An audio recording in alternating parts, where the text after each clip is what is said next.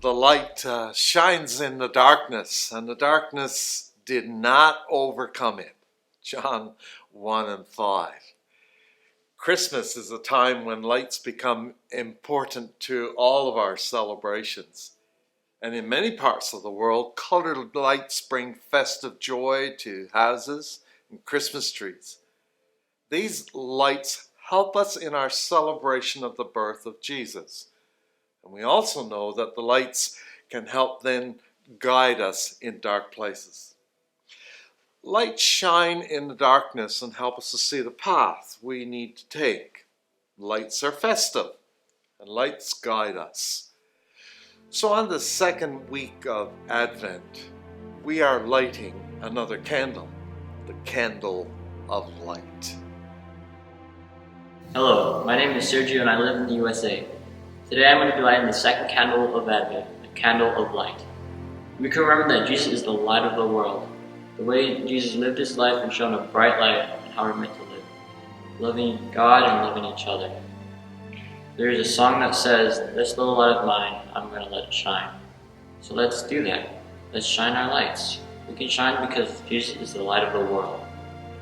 And now I will light the second candle, candle of light.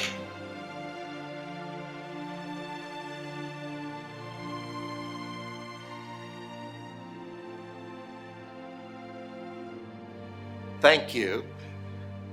During these Advent Sundays, we are giving our attention to opening the verses of the Gospel of John. Remember that the first verse says, "In the beginning was the Word, and the Word was with God, and the Word was God." John then goes on to say that the Word is the true light which was coming into the world, in verse 9. This true light is then identified as Jesus Christ.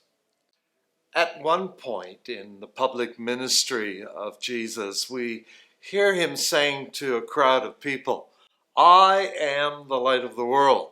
Whoever follows me will never walk in darkness, but will have the light of life." As Jesus engages in his mission, he sheds light on dark places. He exposes injustice and inhumane treatment of vulnerable people. He sheds light on what is really important. This creates opposition, for there are individuals always and organizations who prefer to operate in darkness. Thus it was that the forces of darkness sought to extinguish the light of the world. But John expresses the good news. The light shines in the darkness, and the darkness did not overcome it. John 1 and 5. The crucifixion of Jesus did not overcome that light. Death has not extinguished the light of the world. The risen Christ continues to shed his light. In its best moments, the church has shed the light of the gospel in the dark places of the world.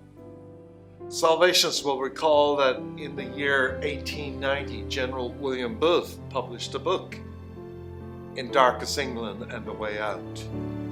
Booth had a growing conviction that salvation includes this world as well as the world hereafter. Salvationists at the time were already shedding light on England's dark places, where children were caught up in child labor and women were targeted at a very early age for sexual slavery. His book helped to stir Salvationists and others to develop programs that enabled young people to gain skills for employment. Hadley Farm was created, preparing young people for employment in England, and today it's still fulfilling that purpose. Similar programs such as the Pathway of Hope help to bring needed support to families and break this cycle of poverty. The light shines in the darkness, and the darkness has not overcome the light.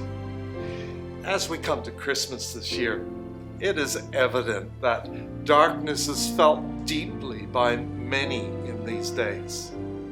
There are far too many who are experiencing the darkness of poverty, lost employment, racial discrimination, sexual exploitation. Tragically, there are those who exploit that darkness in these times for their own personal gain. As we engage in our mission, may we bear witness to the light of the world, and may the light of Christ guide our paths as we approach this Christmas season. And may you also enjoy the festive lights in your own life and in your own family as light shines its brightness for your part of the world where you are. May God bless you.